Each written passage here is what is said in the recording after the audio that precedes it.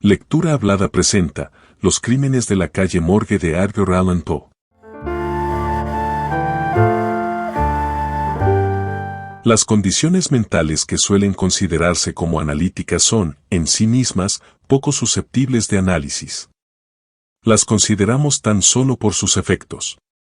De ellas sabemos, entre otras cosas, que son siempre, para el que las posee, cuando se poseen en grado extraordinario, una fuente de vivísimos goces. Del mismo modo que el hombre fuerte disfruta con su habilidad física, deleitándose en ciertos ejercicios que ponen sus músculos en acción, el analista goza con esa actividad intelectual que se ejerce en el hecho de desentrañar. Consigue satisfacción hasta de las más triviales ocupaciones que ponen en juego su talento. Se desvive por los enigmas, acertijos y jeroglíficos, y en cada una de las soluciones muestra un sentido de agudeza que parece al vulgo una penetración sobrenatural. Los resultados, obtenidos por un solo espíritu y la esencia del método, adquieren realmente la apariencia total de una intuición. Esta facultad de resolución está, posiblemente, muy fortalecida por los estudios matemáticos y especialmente por esa importantísima rama de ellos que, impropiamente y solo teniendo en cuenta sus operaciones previas, ha sido llamada par excellence, análisis. Y, no obstante, calcular no es intrínsecamente analizar. Un jugador de ajedrez, por ejemplo, lleva a cabo lo uno sin esforzarse en lo otro.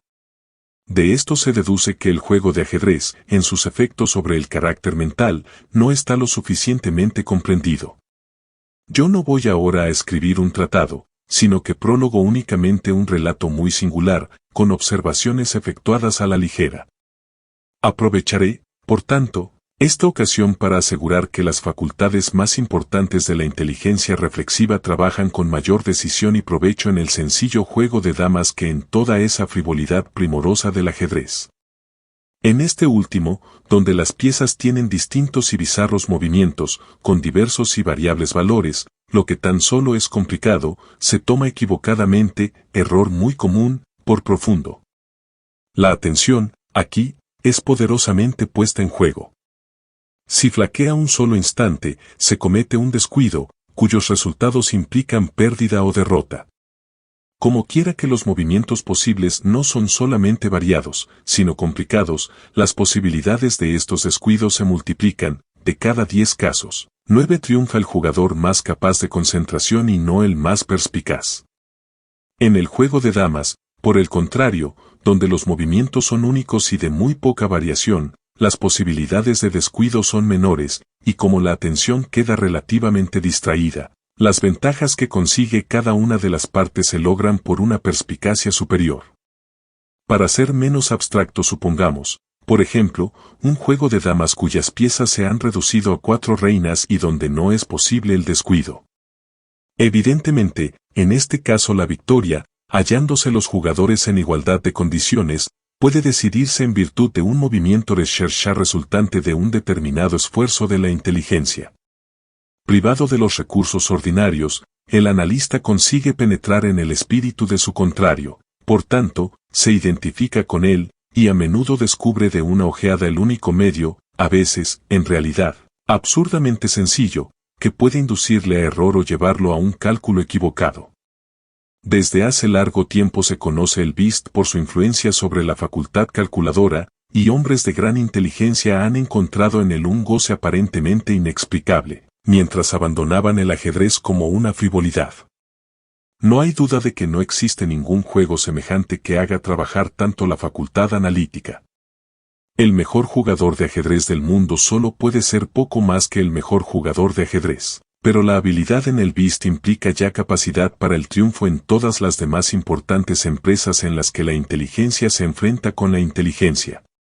Cuando digo habilidad, me refiero a esa perfección en el juego que lleva consigo una comprensión de todas las fuentes de donde se deriva una legítima ventaja. Estas fuentes no solo son diversas, sino también multiformes. Se hallan frecuentemente en lo más recóndito del pensamiento, y son por entero inaccesibles para las inteligencias ordinarias.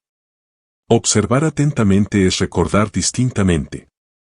Y desde este punto de vista, el jugador de ajedrez capaz de intensa concentración jugará muy bien al Whist, puesto que las reglas de Hoyle, basadas en el puro mecanismo del juego, son suficientes y, por lo general, comprensibles. Por esto, el poseer una buena memoria y jugar de acuerdo con el libro son los crímenes de la Rue Morgue de Edgar Allan Poe, por lo común, puntos considerados como la suma total del jugar excelentemente. Pero en los casos que se hallan fuera de los límites de la pura regla es donde se evidencia el talento del analista. En silencio, realiza una porción de observaciones y deducciones. Posiblemente, sus compañeros harán otro tanto, y la diferencia en la extensión de la información obtenida no se basará tanto en la validez de la deducción como en la calidad de la observación. Lo importante es saber lo que debe ser observado. Nuestro jugador no se reduce únicamente al juego, y aunque este sea el objeto de su atención, habrá de prescindir de determinadas deducciones originadas al considerar objetos extraños al juego. Examina la fisonomía de su compañero y la compara cuidadosamente con la de cada uno de sus contrarios. Se fija en el modo de distribuir las cartas a cada mano, con frecuencia calculando triunfo por triunfo y tanto por tanto observando las miradas de los jugadores a su juego. Se da cuenta de cada una de las variaciones de los rostros a medida que avanza el juego, recogiendo gran número de ideas por las diferencias que observa en las distintas expresiones de seguridad, sorpresa, triunfo o desagrado. En la manera de recoger una baza juzga si la misma persona podrá hacer la que sigue. Reconoce la carta jugada en el ademán con que se deja sobre la mesa. Una palabra casual o involuntaria, la forma accidental con que cae o se vuelve una carta, con la ansiedad o la indiferencia que acompañan la acción de evitar que sea vista, la cuenta de las bazas y el orden de su colocación, la perplejidad, la duda, el entusiasmo o el temor, todo ello facilita a su aparentemente intuitiva percepción indicaciones del verdadero estado de cosas. Cuando se han dado las 2 o 3 primeras vueltas, conoce completamente los juegos de cada uno, y desde aquel momento echa sus cartas con tal absoluto dominio de propósitos como si el resto de los jugadores las tuvieran vueltas hacia él. El poder analítico no debe confundirse con el simple ingenio, porque mientras el analista es necesariamente ingenioso, el hombre ingenioso está con frecuencia notablemente incapacitado para el análisis. La facultad constructiva o de combinación con que por lo general se manifiesta el ingenio, y a la que los frenólogos, equivocadamente, a mi parecer, asignan un órgano aparte, suponiendo que se trata de una facultad primordial, se ha visto tan a menudo en individuos cuya inteligencia bordeaba, por otra parte, la idiotez, que ha atraído la atención general de los escritores de temas morales. Entre el ingenio y la aptitud analítica hay una diferencia mucho mayor, en efecto, que entre la fantasía y la imaginación, aunque de un carácter rigurosamente análogo. En realidad, se observará fácilmente que el hombre ingenioso es siempre fantástico, mientras que el verdadero imaginativo nunca deja de ser analítico. El relato que sigue a continuación podrá servir en cierto modo al lector para ilustrarle en una interpretación de las proposiciones que acabo de anticipar. Encontrándome en París durante la primavera y parte del verano de 18, conocí allí a Monsieur Auguste Dupin. Pertenecía este joven caballero a una excelente, o, mejor dicho, ilustre familia, pero por una serie de adversos sucesos se había quedado reducido a tal pobreza, que sucumbió la energía de su carácter y renunció a sus ambiciones mundanas, lo mismo que a procurar el restablecimiento de su fortuna. Con el beneplácito de sus acreedores, quedó todavía en posesión de un pequeño resto de su patrimonio, y con la renta que éste le producía encontró el medio, gracias a una economía rigurosa, de subvenir a las necesidades de su vida, sin preocuparse en absoluto por lo más superfluo. En realidad, su único lujo eran los libros, y en París estos son fáciles de adquirir. Nuestro conocimiento tuvo efecto en una oscura biblioteca de la Rue Montmartre, donde nos puso en estrecha intimidad la coincidencia de buscar los dos un muy raro y al mismo tiempo notable volumen. Nos vimos con frecuencia. Yo me había interesado vivamente por la sencilla historia de su familia, que me contó detalladamente con toda la ingenuidad con que un francés se explaya en sus confidencias cuando habla de sí mismo. Por otra parte, me admiraba el número de sus lecturas y, sobre todo, me llegaba al alma el vehemente afán y la viva frescura de su imaginación. La índole de las investigaciones que me ocupaban entonces en París me hizo comprender que la amistad de un hombre semejante era para mí un inapreciable tesoro. Con esta idea, me confié francamente a él. Por último, convinimos en que viviríamos juntos todo el tiempo que durase mi permanencia en la ciudad, y como mis asuntos económicos se desenvolvían menos embarazosamente que los suyos, me fue permitido participar en los gastos de alquiler y amueblar, de acuerdo con el carácter algo fantástico y melancólico de nuestro común temperamento, una vieja y grotesca casa abandonada hacía ya mucho tiempo, en virtud de ciertas supersticiones que no quisimos averiguar. Lo cierto es que la casa se estremecía como si fuera a hundirse en un retirado y desolado rincón del Faubourg Saint-Germain. Si hubiera sido conocida por la gente la rutina de nuestra vida en aquel lugar, nos hubieran tomado por locos, aunque de especie inofensiva. Nuestra reclusión era completa. No recibíamos visita alguna. En realidad, el lugar de nuestro retiro era un secreto guardado cuidadosamente para mis antiguos camaradas, y ya hacía mucho tiempo que Dupin había cesado de frecuentar o hacerse visible en París. Vivíamos solo para nosotros. Una rareza del carácter de mi amigo, no sé cómo calificarla de otro modo, consistía en estar enamorado de la noche. Pero con esta Besareri, como con todas las demás suyas, condescendía yo tranquilamente y me entregaba a sus singulares caprichos con un perfecto abandono. No siempre podía estar con nosotros la negra divinidad, pero sí podíamos falsear su presencia. En cuanto la mañana alboreaba, cerrábamos inmediatamente los macizos postigos de nuestra vieja casa y encendíamos un par de bujías intensamente perfumadas y que sólo daban un lívido y débil resplandor, bajo el cual entregábamos nuestras almas a sus ensueños, leíamos, escribíamos o conversábamos, hasta que el reloj nos advertía la llegada de la verdadera oscuridad. Salíamos entonces cogidos del brazo a pasear por las calles, continuando la conversación del día y rondando por doquier hasta muy tarde, buscando a través de las estrafalarias luces y sombras de la populosa ciudad esas innumerables excitaciones mentales que no puede procurar la tranquila observación.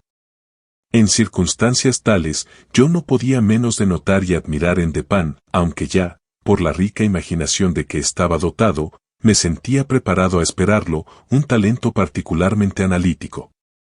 Por otra parte, parecía deleitarse intensamente en ejercerlo, si no exactamente en desplegarlo, y no vacilaba en confesar el placer que ello le producía. Se vanagloriaba ante mí burlonamente de que muchos hombres, para él, llevaban ventanas en el pecho, y acostumbraba a apoyar tales afirmaciones usando de pruebas muy sorprendentes y directas de su íntimo conocimiento de mí. En tales momentos, sus maneras eran glaciales y abstraídas.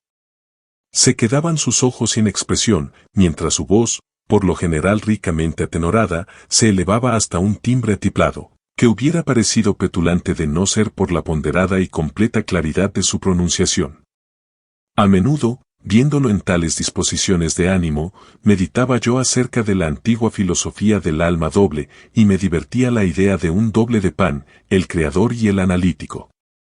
Por cuanto acabo de decir, no hay que creer que estoy contando algún misterio o escribiendo una novela.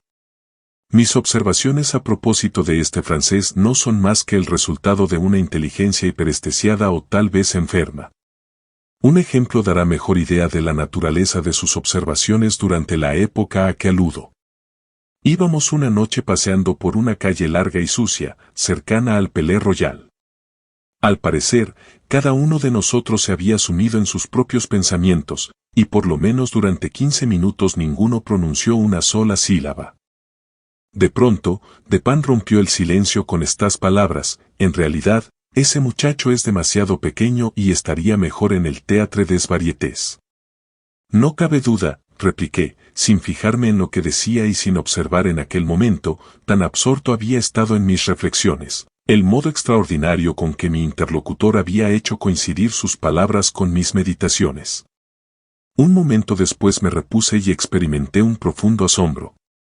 Dupin, dije gravemente, lo que ha sucedido excede mi comprensión.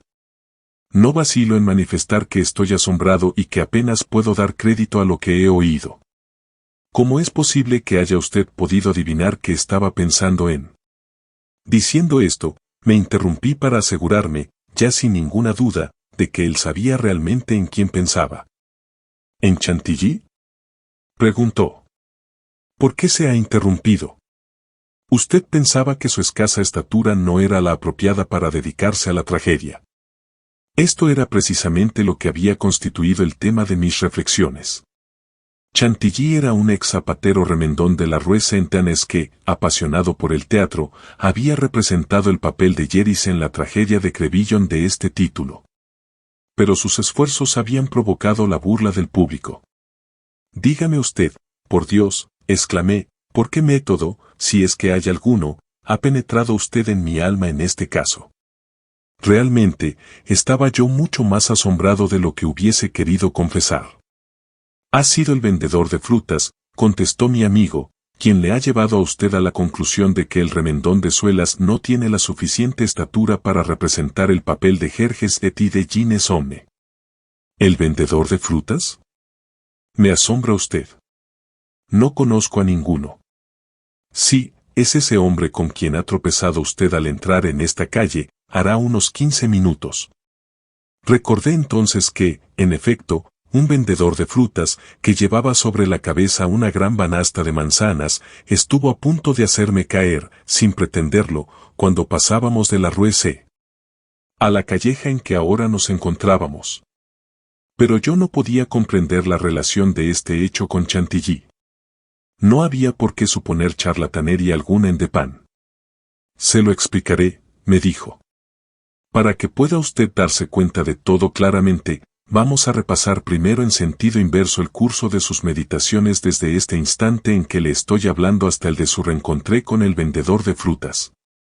En sentido inverso, los más importantes eslabones de la cadena se suceden de esta forma: Chantilly, Orión, Dr. Nichols, Epicuro, estereotomía de los adoquines y el vendedor de frutas. Existen pocas personas que no se hayan entretenido, en cualquier momento de su vida, en recorrer en sentido inverso las etapas por las cuales han sido conseguidas ciertas conclusiones de su inteligencia. Frecuentemente es una ocupación llena de interés, y el que la prueba por primera vez se asombra de la aparente distancia ilimitada y de la falta de hilación que parece median desde el punto de partida hasta la meta final. Júzguese, pues, cuál no sería mi asombro cuando escuché lo que el francés acababa de decir, y no pude menos de reconocer que había dicho la verdad. Continuó después de este modo, si mal no recuerdo, en el momento en que íbamos a dejar la Rue C. Hablábamos de caballos. Este era el último tema que discutimos.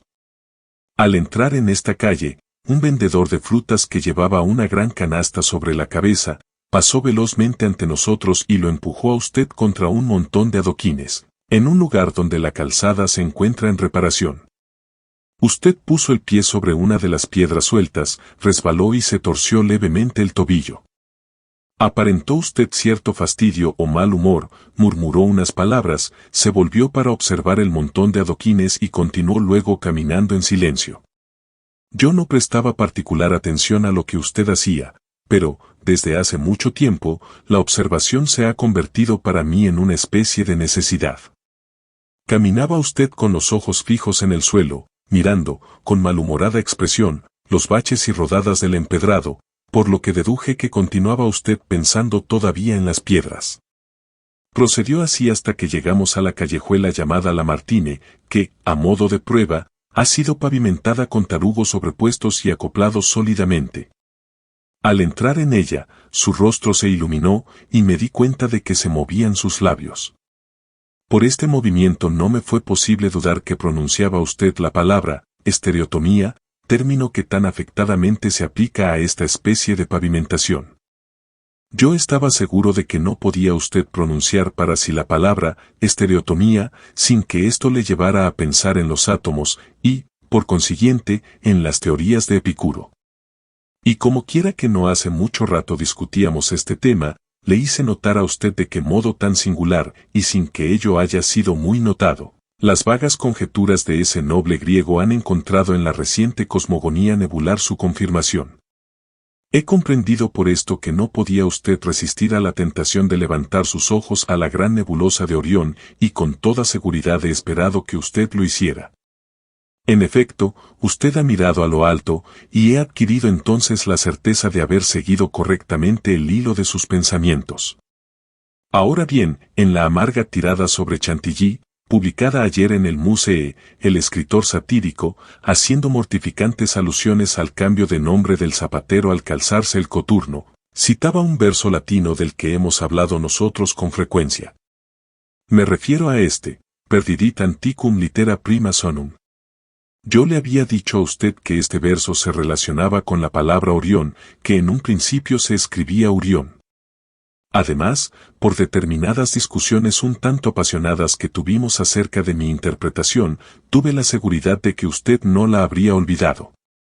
Por tanto, era evidente que asociaría usted las dos ideas, Orión y Chantilly, y esto lo he comprendido por la forma de la sonrisa que he visto en sus labios. ¿Ha pensado usted, pues, en aquella inmolación del pobre zapatero? Hasta ese momento, usted había caminado con el cuerpo encorvado, pero a partir de entonces se irguió usted, recobrando toda su estatura. Este movimiento me ha confirmado que pensaba usted en la diminuta figura de Chantilly, y ha sido entonces cuando he interrumpido sus meditaciones para observar que, por tratarse de un hombre de baja estatura, estaría mejor Chantilly en el Théâtre des Variétés. Poco después de esta conversación hojeábamos una edición de la tarde de la Gazette des Tribunaux cuando llamaron nuestra atención los siguientes titulares: extraordinarios crímenes, esta madrugada, alrededor de las 3, los habitantes del Quartier Saint-Roch fueron despertados por una serie de espantosos gritos que parecían proceder del cuarto piso de una casa de la Rue Morgue, ocupada, según se dice, por una tal Madame L'Espanaye y su hija, Mademoiselle Camille L'Espanaye. Después de algún tiempo empleado en infructuosos esfuerzos para poder penetrar buenamente en la casa, se forzó la puerta de entrada con una palanca de hierro, y entraron 8 o 10 vecinos acompañados de 2 gendarmes. En ese momento cesaron los gritos, pero en cuanto aquellas personas llegaron apresuradamente al primer rellano de la escalera, se distinguieron 2 o más voces ásperas que parecían disputar violentamente y proceder de la parte alta de la casa. Cuando la gente llegó al segundo rellano, cesaron también aquellos rumores y todo permaneció en absoluto silencio. Los vecinos recorrieron todas las habitaciones precipitadamente. Al llegar, por último, a una gran sala situada en la parte posterior del cuarto piso, cuya puerta hubo de ser forzada, por estar cerrada interiormente con llave, se ofreció a los circunstantes un espectáculo que sobrecogió su ánimo, no solo de horror, sino de asombro. Se hallaba la habitación en violento desorden, rotos los muebles y diseminados en todas direcciones. No quedaba más lecho que la armadura de una cama, cuyas partes habían sido arrancadas y tiradas por el suelo. Sobre una silla se encontró una navaja barbera manchada de sangre. Había en la chimenea 2 o 3 largos y abundantes mechones de pelo cano, empapados en sangre y que parecían haber sido arrancados de raíz. En el suelo se encontraron 4 Napoleons, un zarcillo adornado con un topacio, 3 grandes cucharas de plata, 3 cucharillas de metal de Alger y 2 sacos conteniendo, aproximadamente, 4.000 francos en oro. En un rincón se hallaron los cajones de una cómoda abiertos, y, al parecer, saqueados, aunque quedaban en ellos algunas cosas. Se encontró también un cofrecillo de hierro bajo la cama, no bajo su armadura. Se hallaba abierto, y la cerradura contenía aún la llave. En el cofre no se encontraron más que unas cuantas cartas viejas y otros papeles sin importancia. No se encontró rastro alguno de Madame L'Espanaye, pero como quiera que se notase una anormal cantidad de hollín en el hogar, se efectuó un reconocimiento de la chimenea y, horroriza decirlo, se extrajo de ella el cuerpo de su hija, que estaba colocado cabeza abajo y que había sido introducido por la estrecha abertura hasta una altura considerable. El cuerpo estaba todavía caliente. Al examinarlo se comprobaron en él numerosas escoriaciones ocasionadas sin duda por la violencia con que el cuerpo había sido metido allí y por el esfuerzo que hubo de emplearse para sacarlo. En su rostro se veían profundos arañazos, y en la garganta, cárdenas magulladuras y hondas huellas producidas por las uñas, como si la muerte se hubiera verificado por estrangulación. Después de un minucioso examen efectuado en todas las habitaciones, sin que se lograra ningún nuevo descubrimiento, los presentes se dirigieron a un pequeño patio pavimentado, situado en la parte posterior del edificio, donde hallaron el cadáver de la anciana señora, con el cuello cortado de tal modo, que la cabeza se desprendió del tronco al levantar el cuerpo. Tanto este como la cabeza estaban tan horriblemente mutilados, que apenas conservaban apariencia humana. Que sepamos, no se ha obtenido hasta el momento el menor indicio que permita aclarar este horrible misterio. El diario del día siguiente daba algunos nuevos pormenores. Gran número de personas han sido interrogadas con respecto a tan extraordinario y horrible affair. La palabra affair no tiene todavía en Francia el poco significado que se le da entre nosotros, pero nada ha podido deducirse que arroje alguna luz sobre ello. Damos a continuación todas las declaraciones más importantes que se han obtenido. Pauline Dubourg, lavandera, declara haber conocido desde hace 3 años a las víctimas y haber lavado para ellas durante todo este tiempo. Tanto la madre como la hija parecían vivir en buena armonía y profesarse mutuamente un gran cariño. Pagaban con puntualidad. Nada se sabe acerca de su género de vida y medios de existencia. Supone que Madame L'Espanaye decía la Buenaventura para ganarse el sustento. Tenía fama de poseer algún dinero escondido. Nunca encontró a otras personas en la casa cuando la llamaban para recoger la ropa, ni cuando la devolvía. Estaba absolutamente segura de que las señoras no tenían servidumbre alguna. Salvo el cuarto piso, no parecía que hubiera muebles en ninguna parte de la casa. Pierre Moreau, estanquero, declara que es el habitual proveedor de tabaco y de rapé de Madame L'Espanaye desde hace 4 años. Nació en su vecindad y ha vivido siempre allí. Hacía más de 6 años que la muerta y su hija vivían en la casa donde fueron encontrados sus cadáveres. Anteriormente a su estadía, el piso había sido ocupado por un joyero, que alquilaba a su vez las habitaciones interiores a distintas personas. La casa era propiedad de Madame L'Espanaye.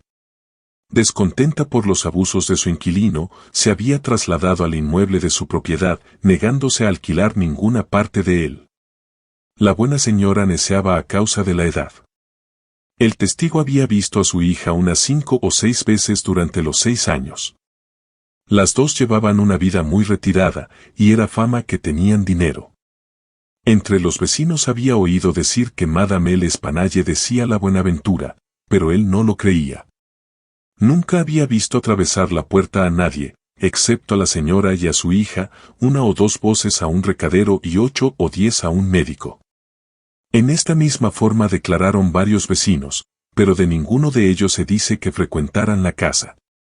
Tampoco se sabe que la señora y su hija tuvieran parientes vivos. Raramente estaban abiertos los postigos de los balcones de la fachada principal. Los de la parte trasera estaban siempre cerrados, a excepción de las ventanas de la gran sala posterior del cuarto piso. La casa era una finca excelente y no muy vieja. Isidoro Musset, gendarme, declara haber sido llamado a la casa a las 3 de la madrugada y dice que halló ante la puerta principal a unas 20 o 30 personas que procuraban entrar en el edificio. Con una bayoneta, y no con una barra de hierro, pudo, por fin, forzar la puerta. No halló grandes dificultades en abrirla, porque era de 2 hojas y carecía de cerrojo y pasador en su parte alta. Hasta que la puerta fue forzada, continuaron los gritos, pero luego cesaron repentinamente. Daban la sensación de ser alaridos de una o varias personas víctimas de una gran angustia. Eran fuertes y prolongados, y no gritos breves y rápidos. El testigo subió rápidamente los escalones. Al llegar al primer rellano, oyó 2 voces que disputaban acremente. Una de estas era áspera, y la otra, aguda, una voz muy extraña. De la primera pudo distinguir algunas palabras, y le pareció francés el que las había pronunciado. Pero, evidentemente, no era voz de mujer. Distinguió claramente las palabras sacre y daïebel. La aguda voz pertenecía a un extranjero, pero el declarante no puede asegurar si se trataba de hombre o mujer. No pudo distinguir lo que decían, pero supone que hablasen español. El testigo descubrió el estado de la casa y de los cadáveres como fue descrito ayer por nosotros. Henry Duval, vecino, y de oficio platero, declara que él formaba parte del grupo que entró primeramente en la casa. En términos generales, corrobora la declaración de Musset. En cuanto se abrieron paso, forzando la puerta, la cerraron de nuevo, con objeto de contener a la muchedumbre que se había reunido a pesar de la hora. Este opina que la voz aguda sea la de un italiano, y está seguro de que no era la de un francés. No conoce el italiano.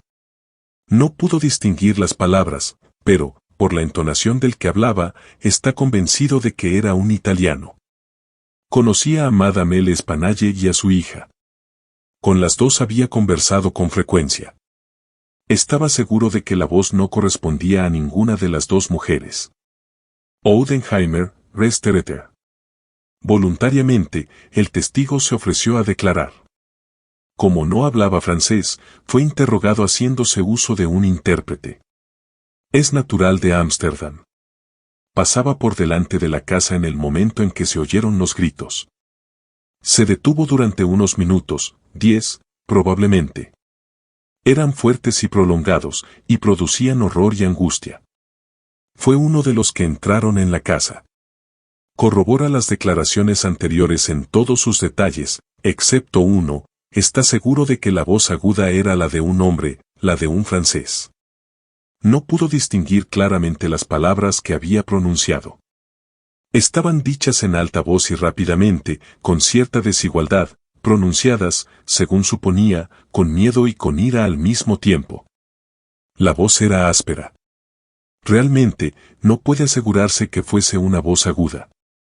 La voz grave dijo varias veces, Sacré, Daïebel, y una sola Mon Dieu. Jules Mignaud, banquero, de la casa Mignaud et Fils, de la Rue de l'Oraille. Es el mayor de los Mignaud. Madame L. Spanalle tenía algunos bienes. Había abierto una cuenta corriente en su casa de banca en la primavera del año 8 años antes. Con frecuencia había ingresado pequeñas cantidades. No retiró ninguna hasta 3 días antes de su muerte. La retiró personalmente, y la suma ascendía a 4.000 francos.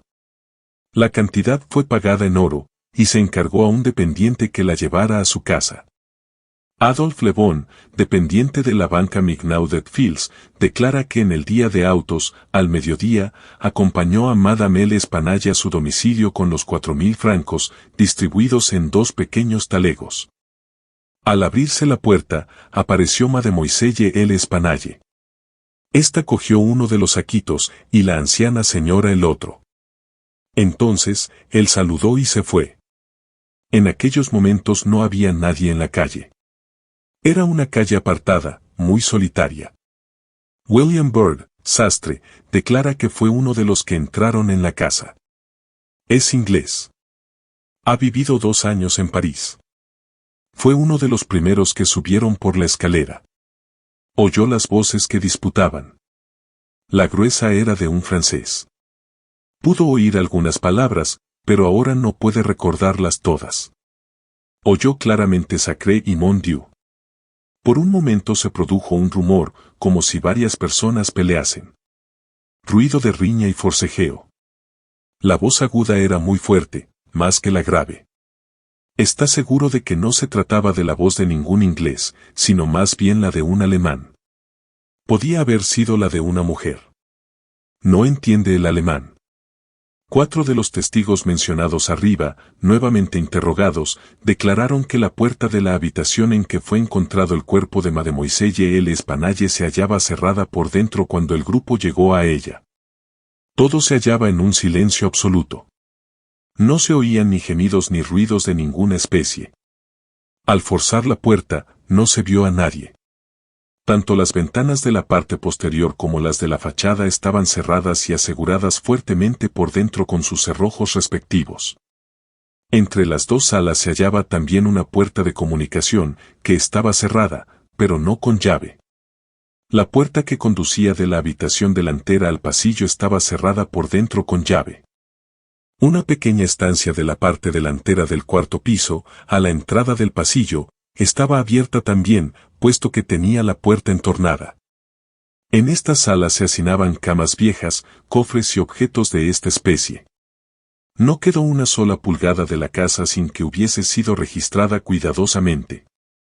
Se ordenó que tanto por arriba como por abajo se introdujeran desollinadores por las chimeneas. La casa constaba de 4 pisos, con buhardillas, mansardas. En el techo se hallaba, fuertemente asegurado, un escotillón y parecía no haber sido abierto durante muchos años. Por lo que respecta al intervalo de tiempo transcurrido entre las voces que disputaban y el acto de forzar la puerta del piso, las afirmaciones de los testigos difieren bastante. Unos hablan de 3 minutos y otros amplían este tiempo a 5. Costó mucho forzar la puerta. Alfonso García, empresario de pompas fúnebres, declara que habita en la Rue Morgue y que es español. También formaba parte del grupo que entró en la casa. No subió la escalera, porque es muy nervioso y temía los efectos que pudiera producirle la emoción. Oyó las voces que disputaban. La grave era de un francés. No pudo distinguir lo que decían, y está seguro de que la voz aguda era de un inglés. No entiende este idioma, pero se basa en la entonación. Alberto Montan, confitero, declara haber sido uno de los primeros en subir la escalera. Oyó las voces aludidas. La grave era de francés. Pudo distinguir varias palabras. Parecía como si este individuo reconviniera a otro. En cambio, no pudo comprender nada de la voz aguda.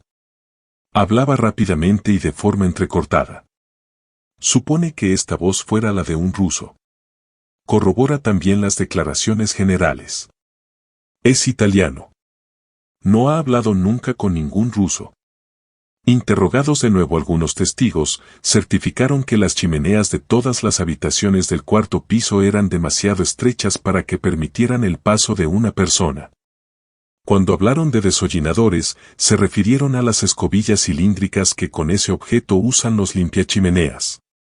Las escobillas fueron pasadas de arriba a abajo por todos los tubos de la casa. En la parte posterior de esta no hay paso alguno por donde alguien hubiese podido bajar mientras el grupo subía las escaleras. El cuerpo de Mademoiselle L'Espanaye estaba tan fuertemente introducido en la chimenea, que no pudo ser extraído de allí sino con la ayuda de 5 hombres. Paul Dumas, médico, declara que fue llamado hacia el amanecer para examinar los cadáveres. Yacían entonces los dos sobre las correas de la armadura de la cama, en la habitación donde fue encontrada Mademoiselle L'Espanaye. El cuerpo de la joven estaba muy magullado y lleno de escoriaciones. Se explican suficientemente estas circunstancias por haber sido empujado hacia arriba en la chimenea. Sobre todo, la garganta presentaba grandes escoriaciones. Tenía también profundos arañazos bajo la barbilla, al lado de una serie de lívidas manchas que eran, evidentemente, impresiones de dedos. El rostro se hallaba horriblemente descolorido, y los ojos fuera de sus órbitas. La lengua había sido mordida y seccionada parcialmente. Sobre el estómago se descubrió una gran magulladura, producida, según se supone, por la presión de una rodilla. Según Monsieur Dumas, Mademoiselle L'Espanaye había sido estrangulada por alguna persona o personas desconocidas. El cuerpo de su madre estaba horriblemente mutilado. Todos los huesos de la pierna derecha y del brazo estaban, pocos o muchos, quebrantados. La tibia izquierda, igual que las costillas del mismo lado, estaban hechas astillas. Tenía todo el cuerpo con espantosas magulladuras y descolorido. Es imposible certificar cómo fueron producidas aquellas heridas. Tal vez un pesado garrote de madera, o una gran barra de hierro, alguna silla, o una herramienta ancha, pesada y roma, podría haber producido resultados semejantes. Pero siempre que hubieran sido manejados por un hombre muy fuerte. Ninguna mujer podría haber causado aquellos golpes con clase alguna de arma. Cuando el testigo la vio, la cabeza de la muerta estaba totalmente separada del cuerpo y, además, destrozada. Evidentemente, la garganta había sido seccionada con un instrumento afiladísimo, probablemente una navaja barbera. Alexandre Etienne, cirujano, declara haber sido llamado al mismo tiempo que el doctor Dumas para examinar los cuerpos. Corroboró la declaración y las opiniones de este. No han podido obtenerse más pormenores importantes en otros interrogatorios. Un crimen tan extraño y tan complicado en todos sus aspectos no había sido cometido jamás en París, en el caso de que se trate realmente de un crimen. La policía carece totalmente de rastro, circunstancia rarísima en asuntos de tal naturaleza. Puede asegurarse, pues, que no existe la menor pista. En la edición de la tarde, afirmaba el periódico que reinaba todavía gran excitación en el Quartier Saint-Roch, que, de nuevo, se habían investigado cuidadosamente las circunstancias del crimen, pero que no se había obtenido ningún resultado. A última hora anunciaba una noticia que Adolphe Le Bon había sido detenido y encarcelado, pero ninguna de las circunstancias ya expuestas parecía acusarle. Dupin demostró estar particularmente interesado en el desarrollo de aquel asunto, cuando menos, así lo deducía yo por su conducta, porque no hacía ningún comentario. Tan solo después de haber sido encarcelado Le Bon, me preguntó mi parecer sobre aquellos asesinatos. Yo no pude expresarle sino mi conformidad con todo el público parisiense, considerando aquel crimen como un misterio insoluble. No acertaba a ver el modo en que pudiera darse con el asesino. Por interrogatorios tan superficiales no podemos juzgar nada con respecto al modo de encontrarlo, dijo Dupin. La policía de París, tan elogiada por su perspicacia, es astuta, pero nada más. No hay más método en sus diligencias que el que las circunstancias sugieren. Exhiben siempre las medidas tomadas, pero con frecuencia ocurre que son tan poco apropiadas a los fines propuestos que nos hacen pensar en Monsieur Jourdain pidiendo sa robe de chambre, pour mieux entendre la musique. A veces no dejan de ser sorprendentes los resultados obtenidos. Pero, en su mayor parte, se consiguen por mera insistencia y actividad. Cuando resultan ineficaces tales procedimientos, fallan todos sus planes.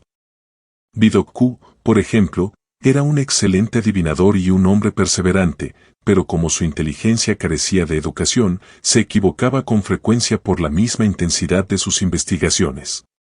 Disminuía el poder de su visión por mirar el objeto tan de cerca. Era capaz de ver, probablemente, una o dos circunstancias con una poca corriente claridad, pero al hacerlo perdía necesariamente la visión total del asunto. Esto puede decirse que es el defecto de ser demasiado profundo.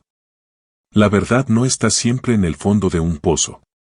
En realidad, yo pienso que, en cuanto a lo que más importa conocer, es invariablemente superficial. La profundidad se encuentra en los valles donde la buscamos, pero no en las cumbres de las montañas, que es donde la vemos. Las variedades y orígenes de esta especie de error tienen un magnífico ejemplo en la contemplación de los cuerpos celestes.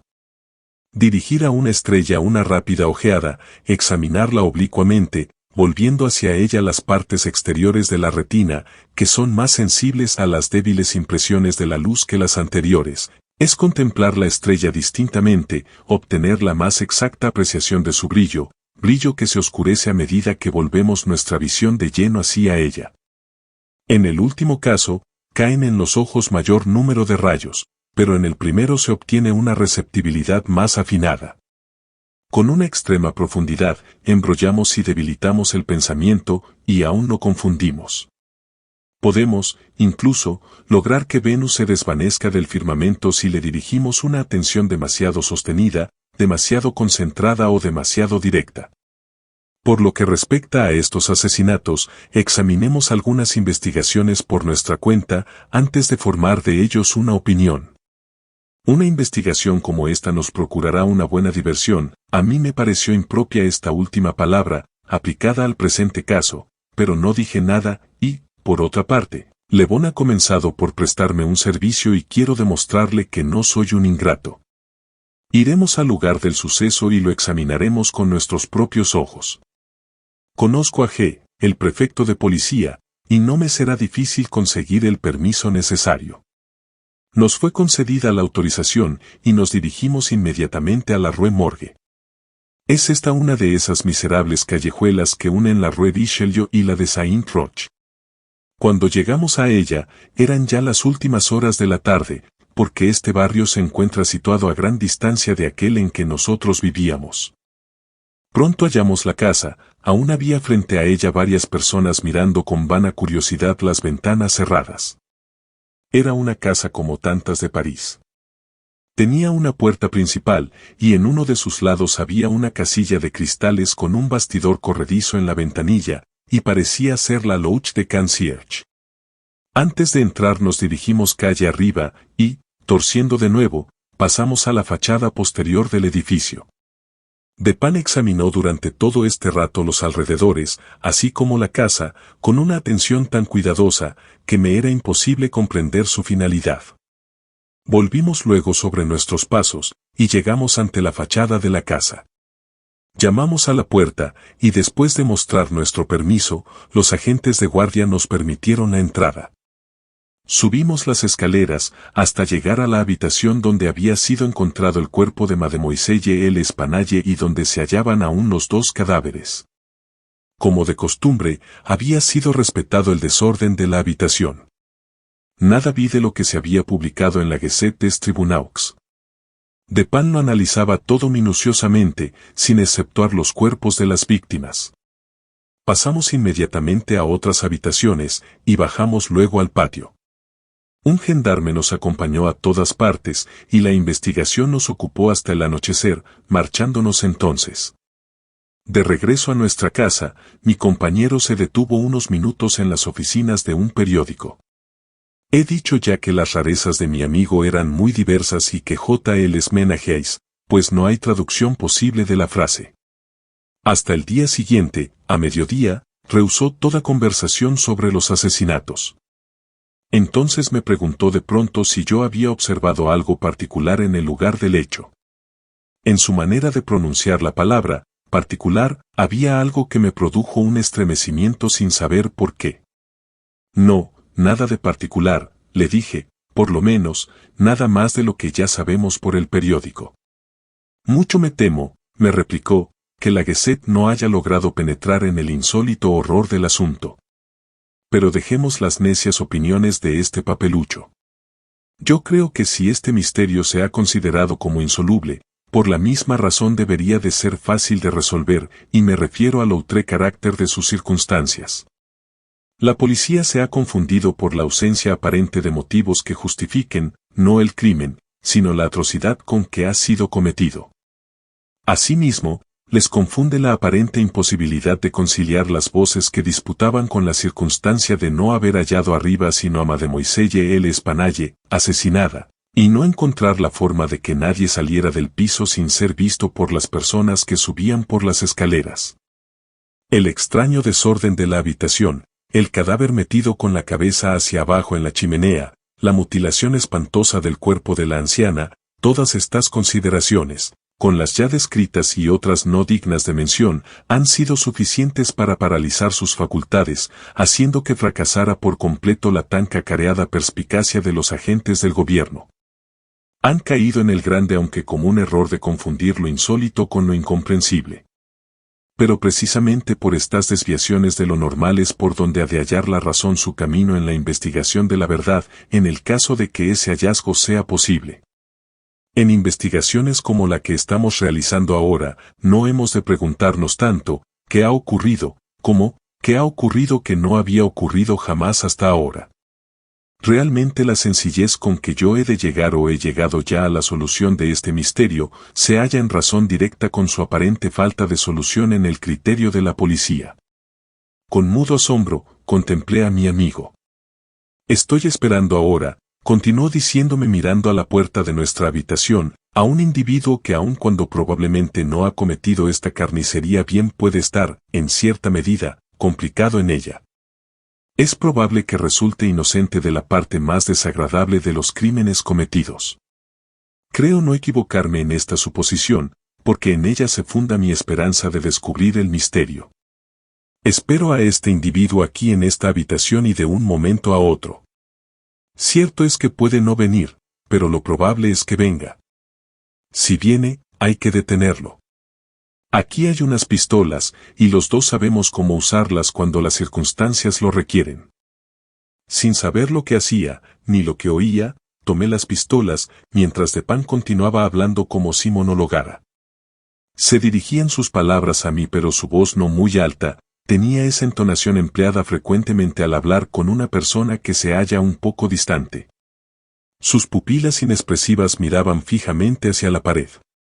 La experiencia ha demostrado plenamente que las voces que disputaban, dijo, oídas por quienes subían las escaleras, no eran las de las dos mujeres.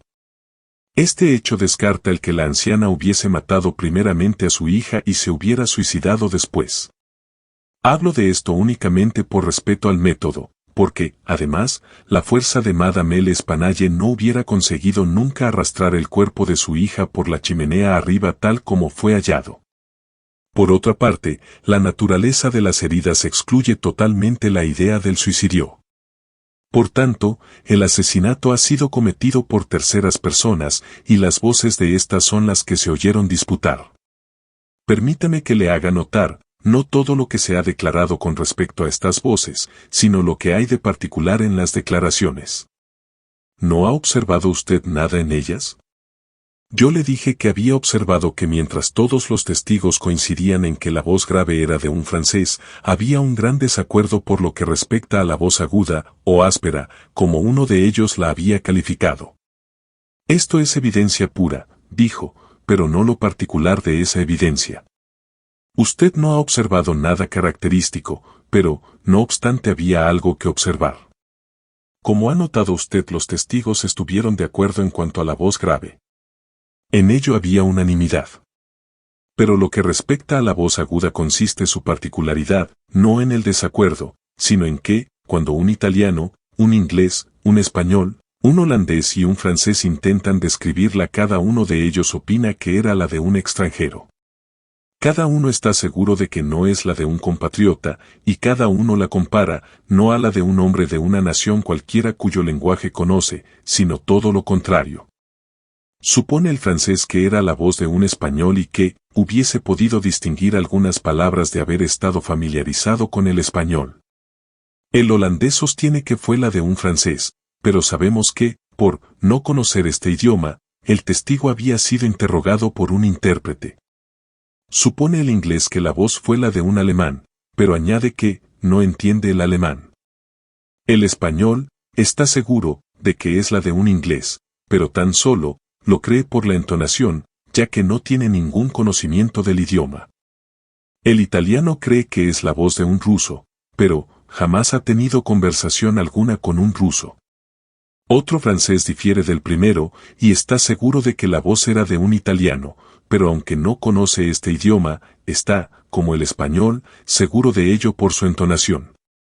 Ahora bien, cuán extraña debía de ser aquella voz para que tales testimonios pudieran darse de ella, en cuyas inflexiones, ciudadanos de 5 grandes naciones europeas, no pueden reconocer nada que les sea familiar. Tal vez usted diga que puede muy bien haber sido la voz de un asiático o la de un africano, pero ni los asiáticos ni los africanos se ven frecuentemente por París. Pero, sin decir que esto sea posible, quiero ahora dirigir su atención sobre 3 puntos. Uno de los testigos describe aquella voz como más áspera que aguda, otros dicen que es rápida y desigual. En este caso, no hubo palabras ni sonidos que se parezcan a ella, que ningún testigo mencionara como inteligibles. Ignoro qué impresión, continuó Dupin, puedo haber causado en su entendimiento, pero no dudo en manifestar que las legítimas deducciones efectuadas con solo esta parte de los testimonios conseguidos, la que se refiere a las voces graves y agudas, bastan por sí mismas para motivar una sospecha que bien puede dirigirnos en todo ulterior avance en la investigación de este misterio. He dicho, legítimas deducciones, pero así no queda del todo explicada mi intención. Quiero únicamente manifestar que esas deducciones son las únicas apropiadas y que mi sospecha se origina inevitablemente en ellas como una conclusión única. No diré todavía cuál es esa sospecha. Tan solo deseo hacerle comprender a usted que para mí tiene fuerza bastante para dar definida forma, determinada tendencia, a mis investigaciones en aquella habitación. Mentalmente, trasladémonos a ella. ¿Qué es lo primero que hemos de buscar allí? Los medios de evasión utilizados por los asesinos. No hay necesidad de decir que ninguno de los dos creemos en este momento en acontecimientos sobrenaturales. Madame y Mademoiselle L'Espanaye no han sido, evidentemente, asesinadas por espíritus. Quienes han cometido el crimen fueron seres materiales y escaparon por procedimientos materiales. ¿De qué modo? Afortunadamente, solo hay una forma de razonar con respecto a este punto, y este habrá de llevarnos a una solución precisa. Examinemos, pues, uno por uno, los posibles medios de evasión. Cierto es que los asesinos se encontraban en la alcoba donde fue hallada Mademoiselle L'Espanaye, o, cuando menos, en la contigua, cuando las personas subían las escaleras. Por tanto, solo hay que investigar las salidas de estas dos habitaciones. La policía ha dejado al descubierto los pavimentos, los techos y la mampostería de las paredes en todas partes. A su vigilancia no hubieran podido escapar determinadas salidas secretas. Pero yo no me fiaba de sus ojos y he querido examinarlo con los míos. En efecto, no había salida secreta. Las puertas de las habitaciones que daban al pasillo estaban cerradas perfectamente por dentro. Veamos las chimeneas. Aunque de anchura normal hasta una altura de 8 o 10 pies sobre los hogares, no puede, en toda su longitud, ni siquiera dar cabida a un gato corpulento. La imposibilidad de salida por los ya indicados medios es, por tanto, absoluta. Así, pues, no nos quedan más que las ventanas. Por la de la alcoba que da a la fachada principal no hubiera podido escapar nadie sin que la muchedumbre que había en la calle lo hubiese notado. Por tanto, los asesinos han de haber pasado por las de la habitación posterior. Llevados, pues, de estas deducciones y, de forma tan inequívoca, a esta conclusión, no podemos, según un minucioso razonamiento, rechazarla, teniendo en cuenta aparentes imposibilidades. Nos queda solo por demostrar que esas aparentes imposibilidades en realidad no lo son. En la habitación hay dos ventanas. Una de ellas no se halla obstruida por los muebles y está completamente visible. La parte inferior de la otra la oculta a la vista la cabecera de la pesada armazón del lecho, estrechamente pegada a ella. La primera de las dos ventanas está fuertemente cerrada y asegurada por dentro. Resistió a los más violentos esfuerzos de quienes intentaron levantarla. En la parte izquierda de su marco veíase un gran agujero practicado con una barrena y un clavo muy grueso hundido en él hasta la cabeza. Al examinar la otra ventana se encontró otro clavo semejante, clavado de la misma forma, y un vigoroso esfuerzo para separar el marco fracasó también. La policía se convenció entonces de que por ese camino no se había efectuado la salida, y por esta razón consideró superfluo quitar aquellos clavos y abrir las ventanas. Mi examen fue más minucioso, por la razón que acabo ya de decir, ya que sabía era preciso probar que todas aquellas aparentes imposibilidades no lo eran realmente. Continué razonando así a posteriori. Los asesinos han debido de escapar por una de estas ventanas. Suponiendo esto, no es fácil que pudieran haberla sujetado por dentro, como se las ha encontrado, consideración que, por su evidencia, paralizó las investigaciones de la policía en este aspecto. No obstante, las ventanas estaban cerradas y aseguradas. Era, pues, preciso que pudieran cerrarse por sí mismas. No había modo de escapar a esta conclusión. Fui directamente a la ventana no obstruida, y con cierta dificultad extraje el clavo y traté de levantar el marco. Como yo suponía, resistió a todos los esfuerzos. Había, pues, evidentemente, un resorte escondido, y este hecho, corroborado por mi idea, me convenció de que mis premisas, por muy misteriosas que apareciesen las circunstancias relativas a los clavos, eran correctas. Una minuciosa investigación me hizo descubrir pronto el oculto resorte. Lo oprimí y, satisfecho con mi descubrimiento, me abstuve de abrir la ventana. Volví entonces a colocar el clavo en su sitio, después de haberlo examinado atentamente. Una persona que hubiera pasado por aquella ventana podía haberla cerrado y haber funcionado solo el resorte. Pero el clavo no podía haber sido colocado. Esta conclusión está clarísima y restringía mucho el campo de mis investigaciones. Los asesinos debían, por tanto, de haber escapado por la otra ventana.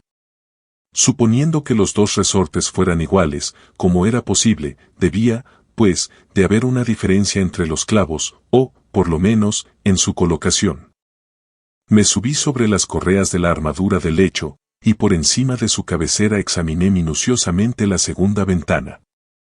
Pasando la mano por detrás de la madera, descubrí y apreté el resorte, que, como yo había supuesto, era idéntico al anterior. Entonces examiné el clavo. Era del mismo grueso que el otro, y aparentemente estaba clavado de la misma forma, hundido casi hasta la cabeza. Tal vez diga usted que me quedé perplejo, pero si piensa semejante cosa es que no ha comprendido bien la naturaleza de mis deducciones.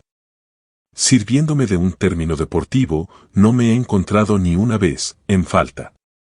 El rastro no se ha perdido ni un solo instante. En ningún eslabón de la cadena ha habido un defecto. Hasta su última consecuencia he seguido el secreto. Y la consecuencia era el clavo. En todos sus aspectos, he dicho, aparentaba ser análogo al de la otra ventana, pero todo esto era nada, tan decisivo como parecía, comparado con la consideración de que en aquel punto terminaba mi pista. Debe de haber algún defecto en este clavo, me dije. Lo toqué, y su cabeza, con casi un cuarto de su espiga, se me quedó en la mano. El resto quedó en el orificio donde se había roto. La rotura era antigua, como se deducía del óxido de sus bordes, y, al parecer, había sido producido por un martillazo que hundió una parte de la cabeza del clavo en la superficie del marco. Volví entonces a colocar cuidadosamente aquella parte en el lugar de donde la había separado, y su semejanza con un clavo intacto fue completa. La rotura era inapreciable. Apreté el resorte y levanté suavemente el marco unas pulgadas. Con él subió la cabeza del clavo, quedando fija en su agujero. Cerré la ventana, y fue otra vez perfecta la apariencia del clavo entero. Hasta aquí estaba resuelto el enigma. El asesino había huido por la ventana situada a la cabecera del lecho. Al bajar por sí misma, luego de haber escapado por ella, o tal vez al ser cerrada deliberadamente, se había quedado sujeta por el resorte, y la sujeción de éste había engañado a la policía, confundiéndola con la del clavo, por lo cual se había considerado innecesario proseguir la investigación. El problema era ahora saber cómo había bajado el asesino. Sobre este punto me sentía satisfecho de mi paseo en torno al edificio. Aproximadamente a 5 pies y medio de la ventana en cuestión, pasa la cadena de un pararrayos. Por esta hubiera sido imposible a cualquiera llegar hasta la ventana, y ya no digamos entrar. Sin embargo, al examinar los postigos del cuarto piso, vi que eran de una especie particular, que los carpinteros parisienses llaman ferrades, especie poco usada hoy, pero hallada frecuentemente en las casas antiguas de Lyon y Burdeos. Tienen la forma de una puerta normal, sencilla y no de dobles batientes, excepto que su mitad superior está enrejada o trabajada a modo de celosía, por lo que ofrece un asidero excelente para las manos. En el caso en cuestión, estos postigos tienen una anchura de 3 pies y medio más o menos. Cuando los vimos desde la parte posterior de la casa, los dos estaban abiertos hasta la mitad, es decir, formaban con la pared un ángulo recto. Es probable que la policía haya examinado, como yo, la parte posterior del edificio, pero al mirar las ferrades en el sentido de su anchura, como deben de haberlo hecho, no se han dado cuenta de la dimensión en este sentido, o cuando menos no le han dado la necesaria importancia. En realidad, una vez se convencieron de que no podía efectuarse la huida por aquel lado, no lo examinaron sino superficialmente. Sin embargo, para mí era claro que el postigo que pertenecía a la ventana situada a la cabecera de la cama, si se abría totalmente, hasta que tocara la pared, llegaría hasta unos 2 pies de la cadena del pararrayos.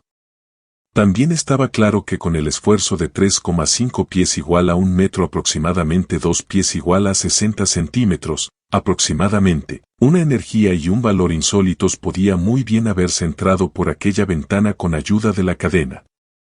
Llegado a aquella distancia de 2 pies y medio, supongamos ahora abierto el postigo, un ladrón hubiese podido encontrar en el enrejada un sólido asidero, para que luego, desde él, soltando la cadena y apoyando bien los pies contra la pared, pudiera lanzarse rápidamente, caer en la habitación y atraer hacia sí violentamente el postigo, de modo que se cerrase, y suponiendo, desde luego, que se hallara siempre la ventana abierta. Tenga usted en cuenta que me he referido a una energía insólita, necesaria para llevar a cabo con éxito una empresa tan arriesgada y difícil. Mi propósito es el de demostrarle, en primer lugar, que el hecho podía realizarse, y en segundo, y muy principalmente, llamar su atención sobre el carácter extraordinario, casi sobrenatural, de la agilidad necesaria para su ejecución. Me replicará usted, sin duda, valiéndose del lenguaje de la ley, que para defender mi causa, debiera más bien prescindir de la energía requerida en ese caso antes que insistir en valorarla exactamente. Esto es realizable en la práctica forense, pero no en la razón. Mi objetivo final es la verdad tan solo, y mi propósito inmediato conducir a usted a que compare esa insólita energía de que acabo de hablarle con la peculiarísima voz aguda, o áspera, y desigual, con respecto a cuya nacionalidad no se han hallado siquiera dos testigos que estuviesen de acuerdo, y en cuya pronunciación no ha sido posible descubrir una sola sílaba. A estas palabras comenzó a formarse en mi espíritu una vaga idea de lo que pensaba de Pan. Me parecía llegar al límite de la comprensión, sin que todavía pudiera entender, lo mismo que esas personas que se encuentran algunas veces al borde de un recuerdo y no son capaces de llegar a conseguirlo. Mi amigo continuó su razonamiento. Habrá usted visto, dijo, que he retrotraído la cuestión del modo de salir al de entrar. Mi plan es demostrarle que ambas cosas se han efectuado de la misma manera y por el mismo sitio. Volvamos ahora al interior de la habitación. Estudiemos todos sus aspectos. Según se ha dicho, los cajones de la cómoda han sido saqueados, aunque han quedado en ellos algunas prendas de vestir. Esta conclusión es absurda. Es una simple conjetura, muy necia, por cierto, y nada más. ¿Cómo es posible saber que todos esos objetos encontrados en los cajones no eran todo lo que contenían? Madame L'Espanaye y su hija vivían una vida excesivamente retirada. No se trataban con nadie, salían rara vez y, por consiguiente, tenían pocas ocasiones para cambiar de vestido. Los objetos que se han encontrado eran de tan buena calidad, por lo menos, como cualquiera de los que posiblemente hubiesen poseído esas señoras. Si un ladrón hubiera cogido alguno, ¿por qué no los mejores, o por qué no todos? En fin, ¿hubiese abandonado 4.000 francos en oro para cargar con un fardo de ropa blanca? El oro fue abandonado. Casi la totalidad de la suma mencionada por Monsieur Mignaud, el banquero, ha sido hallada en el suelo, en los saquitos. Insisto, por tanto, en querer descartar de su pensamiento la idea desatinada de un motivo, engendrada en el cerebro de la policía por esa declaración que se refiere a dinero entregado a la puerta de la casa. Coincidencias 10 veces más notables que esta, entrega del dinero y asesinato, 3 días más tarde, de la persona que lo recibe, se presentan constantemente en nuestra vida sin despertar siquiera nuestra atención momentánea.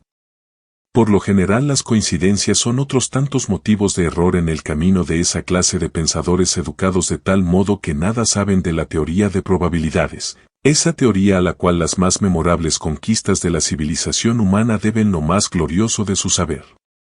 En este caso, si el oro hubiera desaparecido, el hecho de haber sido entregado 3 días antes hubiese podido parecer algo más que una coincidencia. Corroboraría la idea de un motivo. Pero, dadas las circunstancias reales del caso, si hemos de suponer que el oro ha sido el móvil del hecho, también debemos imaginar que quien lo ha cometido ha sido tan vacilante y tan idiota que ha abandonado al mismo tiempo el oro y el motivo.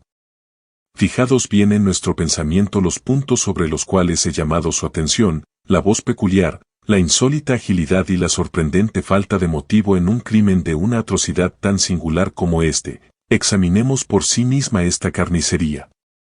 Nos encontramos con una mujer estrangulada con las manos y metida cabeza abajo en una chimenea. Normalmente, los criminales no emplean semejante procedimiento de asesinato. En el violento modo de introducir el cuerpo en la chimenea habrá usted de admitir que hay algo excesivamente exagerado, algo que está en desacuerdo con nuestras corrientes nociones respecto a los actos humanos, aun cuando supongamos que los autores de este crimen sean los seres más depravados. Por otra parte, piense usted cuán enorme debe de haber sido la fuerza que logró introducir tan violentamente el cuerpo hacia arriba en una abertura como aquella, por cuanto los esfuerzos unidos de varias personas apenas si lograron sacarlo de ella. Fijemos ahora nuestra atención en otros indicios que ponen de manifiesto este vigor maravilloso. Había en el hogar unos espesos mechones de grises cabellos humanos. Habían sido arrancados de cuajo. ¿Sabe usted la fuerza que es necesaria para arrancar de la cabeza, aun cuando no sean más que 20 o 30 cabellos a la vez? Usted habrá visto tan bien como yo aquellos mechones. Sus raíces, qué espantoso espectáculo, tenían adheridos fragmentos de cuero cabelludo, segura prueba de la prodigiosa fuerza que ha sido necesaria para arrancar tal vez 1 millar de cabellos a la vez. La garganta de la anciana no solo estaba cortada, sino que tenía la cabeza completamente separada del cuerpo, y el instrumento para esta operación fue una sencilla navaja barbera. Le ruego que se fije también en la brutal ferocidad de tal acto. No es necesario hablar de las magulladuras que aparecieron en el cuerpo de Madame L. Espanaye. Monsieur Dumas y su honorable colega Monsieur Etienne han declarado que habían sido producidas por un instrumento romo. En ello, estos señores están en lo cierto. El instrumento ha sido, sin duda alguna, el pavimento del patio sobre el que la víctima ha caído desde la ventana situada encima del lecho.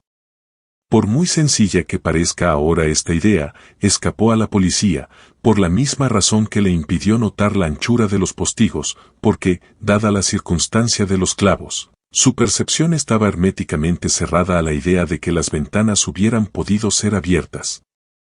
Si ahora, como añadidura a todo esto, ha reflexionado usted bien acerca del extraño desorden de la habitación, hemos llegado ya al punto de combinar las ideas de agilidad maravillosa, fuerza sobrehumana, bestial ferocidad, carnicería sin motivo, una grotesquería en lo horrible, extraña en absoluto a la humanidad, y una voz extranjera por su acento para los oídos de hombres de distintas naciones y desprovista de todo silabeo que pudieran advertirse distinta e inteligiblemente.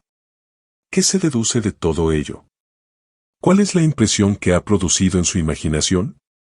Al hacerme de pan esta pregunta, sentí un escalofrío. Un loco ha cometido ese crimen, dije, algún lunático furioso que se habrá escapado de alguna maison de santé vecina. En algunos aspectos, me contestó, no es desacertada su idea. Pero hasta en sus más feroces paroxismos, las voces de los locos no se parecen nunca a esa voz peculiar oída desde la calle. Los locos pertenecen a una nación cualquiera, y su lenguaje, aunque incoherente, es siempre articulado. Por otra parte, el cabello de un loco no se parece al que yo tengo en la mano. De los dedos rígidamente crispados de Madame L. Espanaye he desenredado este pequeño mechón. ¿Qué puede usted deducir de esto? De pan, exclamé, completamente desalentado, qué cabello más raro. No es un cabello humano. Yo no he dicho que lo fuera, me contestó. Pero antes de decidir con respecto a este particular, le ruego que examine este pequeño diseño que he trazado en un trozo de papel. Es un facsímil que representa lo que una parte de los testigos han declarado como cárdenas magulladuras y profundos rasguños producidos por las uñas en el cuello de Mademoiselle L. Espanaye, y que los doctores Dumas y Etienne llaman una serie de manchas lívidas evidentemente producidas por la impresión de los dedos. Comprenderá usted, continuó mi amigo, desdoblando el papel sobre la mesa y ante nuestros ojos, que este dibujo da idea de una presión firme y poderosa. Aquí no hay deslizamiento visible. Cada dedo ha conservado, quizás hasta la muerte de la víctima, la terrible presa en la cual se ha moldeado. Pruebe usted ahora de colocar sus dedos, todos a un tiempo, en las respectivas impresiones, tal como las ve usted aquí. Lo intenté en vano. Es posible, continuó, que no efectuemos esta experiencia de un modo decisivo. El papel está desplegado sobre una superficie plana y la garganta humana es cilíndrica. Pero aquí tenemos un tronco cuya circunferencia es, poco más o menos, la de la garganta. Arrolla su superficie este diseño y volvamos a efectuar la experiencia. Lo hice así, pero la dificultad fue todavía más evidente que la primera vez. Esta, dije, no es la huella de una mano humana. Ahora, lea este pasaje de Cuvier, continuó Dupin. Era una historia anatómica, minuciosa y general, del gran orangután salvaje de las islas de la India Oriental. Son bien conocidas de todo el mundo la gigantesca estatura, la fuerza y agilidad prodigiosas, la ferocidad salvaje y las facultades de imitación de estos mamíferos. Comprendí entonces, de pronto, todo el horror de aquellos asesinatos. La descripción de los dedos, dije, cuando hube terminado la lectura, está perfectamente de acuerdo con este dibujo. Creo que ningún animal, excepto el orangután de la especie que aquí se menciona, puede haber dejado huellas como las que ha dibujado usted. Este mechón de pelo ralo tiene el mismo carácter que el del animal descrito por Cuvier. Pero no me es posible comprender las circunstancias de este espantoso misterio. Hay que tener en cuenta, además, que se oyeron disputar dos voces, indiscutiblemente, una de ellas pertenecía a un francés. Cierto, y recordará usted una expresión atribuida casi unánimemente a esa voz por los testigos, la expresión, mon Dieu. Y en tales circunstancias, uno de los testigos, Manteny, el confitero, la identificó como expresión de protesta o reconvención. Por tanto, yo he fundado en estas voces mis esperanzas de la completa solución de este misterio. Indudablemente, un francés conoce el asesinato. Es posible, y en realidad, más que posible, probable, que él sea inocente de toda participación en los hechos sangrientos que han ocurrido. Puede habérsele escapado el orangután, y puede haber seguido su rastro hasta la habitación. Pero, dadas las agitadas circunstancias que se hubieran producido, pudo no haberle sido posible capturarle de nuevo. Todavía anda suelto el animal.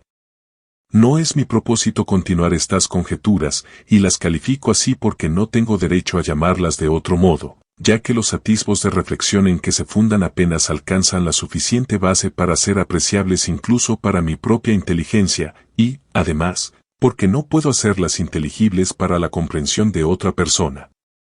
Llamémoslas, pues, conjeturas, y considerémoslas así. Sí, como yo supongo, el francés a que me refiero es inocente de tal atrocidad, este anuncio que, a nuestro regreso, dejé en las oficinas de Le Monde, un periódico consagrado a intereses marítimos y muy buscado por los marineros, nos lo traerá a casa.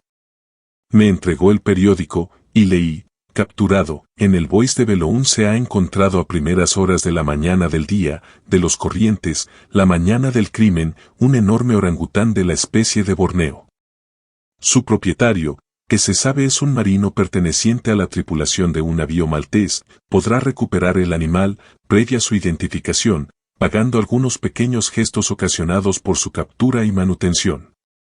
Dirigirse al número, de la Rue Faubourg Saint-Germain, tercero. ¿Cómo ha podido usted saber, le pregunté a Dupin, que el individuo de que se trata es marinero y está enrolado en un navío maltés? Yo no lo conozco, repuso Dupin. No estoy seguro de que exista. Pero tengo aquí este pedacito de cinta que, a juzgar por su forma y su grasiento aspecto, ha sido usada, evidentemente, para anudar los cabellos en forma de esas largas queues a que tan aficionados son los marineros. Por otra parte, este lazo saben anudarlo muy pocas personas, y es coletas. Característico de los malteses. Recogí esta cinta al pie de la cadena del pararrayos. No puede pertenecer a ninguna de las dos víctimas. Todo lo más, si me he equivocado en mis deducciones con respecto a este lazo, es decir, pensando que ese francés sea un marinero enrolado en un navío maltés, no habré perjudicado a nadie diciendo lo que he dicho en el anuncio. Si me he equivocado, supondrá él que algunas circunstancias me engañaron y no se tomará el trabajo de inquirirlas. Pero, si acierto, habremos dado un paso muy importante. Aunque inocente del crimen, el francés habrá de conocerlo, y vacilará entre si debe responder o no al anuncio y reclamar o no al orangután. Sus razonamientos serán los siguientes: soy inocente, soy pobre, mi orangután vale mucho dinero, una verdadera fortuna para un hombre que se encuentra en mi situación. ¿Por qué he de perderlo por un vano temor al peligro? Lo tengo aquí, a mi alcance. Lo encontraron en el Bois de Boulogne, a mucha distancia del escenario de aquel crimen. ¿Quién sospecharía que un animal ha cometido semejante acción? La policía está despistada.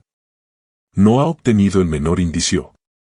Dado el caso de que sospecharan del animal, será imposible demostrar que yo tengo conocimiento del crimen, ni mezclarme en él por el solo hecho de conocerlo. Además, me conocen. El anunciante me señala como dueño del animal. No sé hasta qué punto llega este conocimiento. Si soslayo el reclamar una propiedad de tanto valor y que, además, se sabe que es mía, concluiré haciendo sospechoso al animal. No es prudente llamar la atención sobre mí ni sobre él. Contestaré, por tanto, a este anuncio, recobraré mi orangután y le encerraré hasta que se haya olvidado por completo este asunto. En este instante oímos pasos en la escalera. Esté preparado, me dijo Dupin. Coja sus pistolas, pero no haga uso de ellas, ni las enseñe, hasta que yo le haga una señal. Habíamos dejado abierta la puerta principal de la casa. El visitante entró sin llamar y subió algunos peldaños de la escalera. Ahora, sin embargo, parecía vacilar. Le oímos descender. Dupin se precipitó hacia la puerta, pero en aquel instante le oímos subir de nuevo. Ahora ya no retrocedía por segunda vez, sino que subió con decisión y llamó a la puerta de nuestro piso. Adelante, dijo Dupin con voz satisfecha y alegre. Entró un hombre. A no dudarlo, era un marinero, un hombre alto, fuerte, musculoso, con una expresión de arrogancia no del todo desagradable. Su rostro, muy atezado, estaba oculto en más de su mitad por las patillas y el bigote. Estaba provisto de un grueso garrote de roble y no parecía llevar otras armas. Saludó, inclinándose torpemente, pronunciando un «buenas tardes», con acento francés, el cual, aunque bastardeada levemente por el suizo, daba a conocer a las claras su origen parisiense. «Siéntese, amigo», dijo Dupin. «Supongo que viene a reclamar su orangután. Le aseguro que casi se lo envidio. Es un hermoso animal y, sin duda alguna, de mucho precio. ¿Qué edad cree usted que tiene?» El marinero suspiró hondamente, como quien se libra de un peso intolerable, y contestó luego con voz firme, «No puedo decírselo, pero no creo que tenga más de 4 o 5 años». ¿Lo tiene usted aquí? Oh, no. Esta habitación no reúne condiciones para ello. Está en una cuadra de alquiler en la Rue Dubourg, cerca de aquí. Mañana por la mañana, si usted quiere, podrá recuperarlo. Supongo que vendrá usted preparado para demostrar su propiedad. Sin duda alguna, señor. Mucho sentiré tener que separarme de él, dijo Dupin. No pretendo que se haya usted tomado tantas molestias para nada, señor, dijo el hombre. Ni pensarlo. Estoy dispuesto a pagar una gratificación por el hallazgo del animal, mientras sea razonable. Bien, contestó mi amigo. Todo esto es, sin duda, muy justo. Veamos. ¿Qué voy a pedirle? Ah, ya sé. Se lo diré ahora. Mi gratificación será esta, ha de decirme usted cuánto sepa con respecto a los asesinatos de la Rue Morgue. Estas últimas palabras las dijo Dupin en voz muy baja y con una gran tranquilidad. Con análoga tranquilidad se dirigió hacia la puerta, la cerró y se guardó la llave en el bolsillo. Luego sacó la pistola, y, sin mostrar agitación alguna, la dejó sobre la mesa. La cara del marinero enrojeció como si se hallara en un arrebato de sofocación. Se levantó y empuñó su bastón. Pero inmediatamente se dejó caer sobre la silla, con un temblor convulsivo y con el rostro de un cadáver. No dijo una sola palabra, y le compadecí de todo corazón. Amigo mío, dijo Dupin bondadosamente, le aseguro que se alarma usted sin motivo alguno. No es nuestro propósito causarle el menor daño. Le doy a usted mi palabra de honor de caballero y francés, que nuestra intención no es perjudicarle. Sé perfectamente que nada tiene usted que ver con las atrocidades de la Rue Morgue. Sin embargo, no puedo negar que, en cierto modo, está usted complicado. Por cuanto le digo, comprenderá usted perfectamente que, con respecto a este punto, poseo excelentes medios de información, medios en los cuales no hubiera usted pensado jamás. El caso está ya claro para nosotros. Nada ha hecho usted que haya podido evitar. Naturalmente, nada que lo haga a usted culpable. Nadie puede acusarle de haber robado, pudiendo haberlo hecho con toda impunidad, y no tiene tampoco nada que ocultar. También carece de motivos para hacerlo. Además, por todos los principios del honor, está usted obligado a confesar cuanto sepa. Se ha encarcelado a un inocente a quien se acusa de un crimen cuyo autor solamente usted puede señalar. Cuando de Pan hubo pronunciado estas palabras, ya el marinero había recobrado un poco su presencia de ánimo. Pero toda su arrogancia había desaparecido. «¡Que Dios me ampare!», exclamó después de una breve pausa. «Le diré cuanto sepa sobre el asunto, pero estoy seguro de que no creerá usted ni la mitad siquiera. Estaría loco si lo creyera. Sin embargo, soy inocente, y aunque me cueste la vida le hablaré con franqueza. En resumen, fue esto lo que nos contó. Había hecho recientemente un viaje al archipiélago índico. Él formaba parte de un grupo que desembarcó en Borneo y pasó al interior para una excursión de placer. Entre él y un compañero suyo habían dado captura al orangután. Su compañero murió, y el animal quedó de su exclusiva pertenencia. Después de muchas molestias producidas por la ferocidad indomable del cautivo, durante el viaje de regreso consiguió por fin alojarlo en su misma casa, en París, donde, para no atraer sobre él la curiosidad insoportable de los vecinos, lo recluyó cuidadosamente, con objeto de que curase de una herida que se había producido en un pie con una astilla, a bordo de su buque. Su proyecto era venderlo. Una noche, o, mejor dicho, una mañana, la del crimen, al volver de una francachela celebrada con algunos marineros, encontró al animal en su alcoba. Se había escapado del cuarto contiguo, donde él creía tenerlo segaramente encerrado. Se hallaba sentado ante un espejo, teniendo una navaja de afeitar en una mano. Estaba todo enjabonado, intentando afeitarse, operación en la que probablemente había observado a su amo a través del ojo de la cerradura. Aterrado, viendo tan peligrosa arma en manos de un animal tan feroz y sabiéndole muy capaz de hacer uso de ella, el hombre no supo qué hacer durante un segundo. Frecuentemente había conseguido dominar al animal en sus accesos más furiosos utilizando un látigo, y recurrió a él también en aquella ocasión.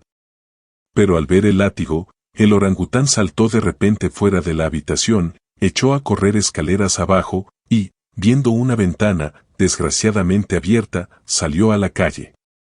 El francés, desesperado, corrió tras él. El mono, sin soltar la navaja, se paraba de vez en cuando, se volvía y le hacía muecas, hasta que el hombre llegaba cerca de él, entonces escapaba de nuevo. La persecución duró así un buen rato. Se hallaban las calles en completa tranquilidad, porque serían las 3 de la madrugada.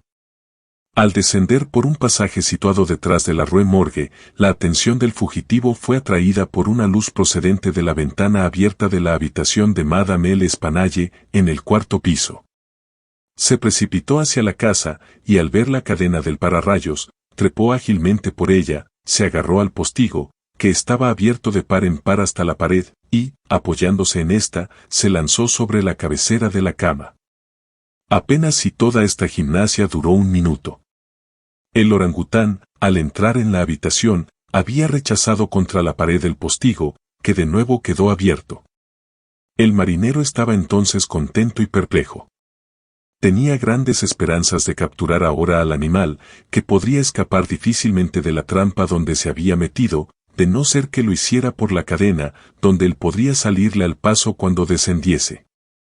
Por otra parte, le inquietaba grandemente lo que pudiera ocurrir en el interior de la casa, y esta última reflexión le decidió a seguir al fugitivo. Para un marinero no es difícil trepar por una cadena de pararrayos. Pero una vez hubo llegado a la altura de la ventana, cerrada entonces, se vio en la imposibilidad de alcanzarla. Todo lo que pudo hacer fue dirigir una rápida ojeada al interior de la habitación. Lo que vio le sobrecogió de tal modo de terror que estuvo a punto de caer. Fue entonces cuando se oyeron los terribles gritos que despertaron, en el silencio de la noche, al vecindario de la Rue Morgue. Madame L'Espanaye y su hija, vestidas con sus camisones, estaban, según parece, arreglando algunos papeles en el cofre de hierro ya mencionado, que había sido llevado al centro de la habitación. Estaba abierto, y esparcido su contenido por el suelo. Sin duda, las víctimas se hallaban de espaldas a la ventana y, a juzgar por el tiempo que transcurrió entre la llegada del animal y los gritos, es probable que no se dieran cuenta inmediatamente de su presencia. El golpe del postigo debió de ser verosímilmente atribuido al viento. Cuando el marinero miró al interior, el terrible animal había asido a Madame L'Espanaye por los cabellos, que, en aquel instante, tenía sueltos, por estarse peinando, y movía la navaja ante su rostro imitando los ademanes de un barbero. La hija yacía inmóvil en el suelo, desvanecida. Los gritos y los esfuerzos de la anciana, durante los cuales estuvo arrancando el cabello de su cabeza, tuvieron el efecto de cambiar los probables propósitos pacíficos del orangután en pura cólera. Con un decidido movimiento de su hercúleo brazo le separó casi la cabeza del tronco. A la vista de la sangre, su ira se convirtió en frenesí. Con los dientes apretados y despidiendo llamas por los ojos, se lanzó sobre el cuerpo de la hija y clavó sus terribles garras en su garganta, sin soltarla hasta que expiró. Sus extraviadas y feroces miradas se fijaron entonces en la cabecera del lecho, sobre la cual la cara de su amo, rígida por el horror, apenas si se distinguía en la oscuridad. La furia de la bestia, que recordaba todavía el terrible látigo, se convirtió instantáneamente en miedo. Comprendiendo que lo que había hecho le hacía acreedor de un castigo, pareció deseoso de ocultar su sangrienta acción. Con la angustia de su agitación y nerviosismo, comenzó a dar saltos por la alcoba, derribando y destrozando los muebles con sus movimientos y levantando los colchones del lecho. Por fin, se apoderó del cuerpo de la joven y a empujones lo introdujo por la chimenea en la posición en que fue encontrado. Inmediatamente después se lanzó sobre el de la madre y lo precipitó de cabeza por la ventana. Al ver que el mono se acercaba a la ventana con su mutilado fardo, el marinero retrocedió horrorizado hacia la cadena y, más que agarrándose, dejándose deslizar por ella, se fue inmediata y precipitadamente a su casa, con el temor de las consecuencias de aquella horrible carnicería, y abandonando gustosamente, tal fue su espanto, toda preocupación por lo que pudiera sucederle al orangután. Así, pues, las voces oídas por la gente que subía las escaleras fueron sus exclamaciones de horror, mezcladas con los diabólicos parloteos del animal. Poco me queda que añadir. Antes del amanecer, el orangután debió de huir de la alcoba, utilizando la cadena del pararrayos. Maquinalmente cerraría la ventana al pasar por ella. Tiempo más tarde fue capturado por su dueño, quien lo vendió por una fuerte suma para el jardín de Esplantes. Después de haber contado cuanto sabíamos, añadiendo algunos comentarios por parte del prefecto de policía, Le Bon fue puesto inmediatamente en libertad. El funcionario, por muy inclinado que estuviera en favor de mi amigo, no podía disimular de modo alguno su mal humor, viendo el giro que el asunto había tomado, y se permitió una o dos frases sarcásticas con respecto a la corrección de las personas que se mezclaban en las funciones que a él le correspondían. Déjele que diga lo que quiera, me dijo luego de Pan, que no creía oportuno contestar. Déjele que hable. Así aligerará su conciencia. Por lo que a mí respecta, estoy contento de haberle vencido en su propio terreno. No obstante, el no haber acertado la solución de este misterio no es tan extraño como él supone, porque, realmente, nuestro amigo el prefecto es lo suficientemente agudo para pensar sobre ello con profundidad. Pero su ciencia carece de base. Todo él es cabeza, más sin cuerpo, como las pinturas de la diosa Leverne, o, por mejor decir, todo cabeza y espalda, como el bacalao. Sin embargo, es una buena persona. Le aprecio particularmente por un rasgo magistral de hipocresía, al cual debe su reputación de hombre de talento. Me refiero a su modo de nir ce qui est, et expliquer ce qui en est pas. Fin.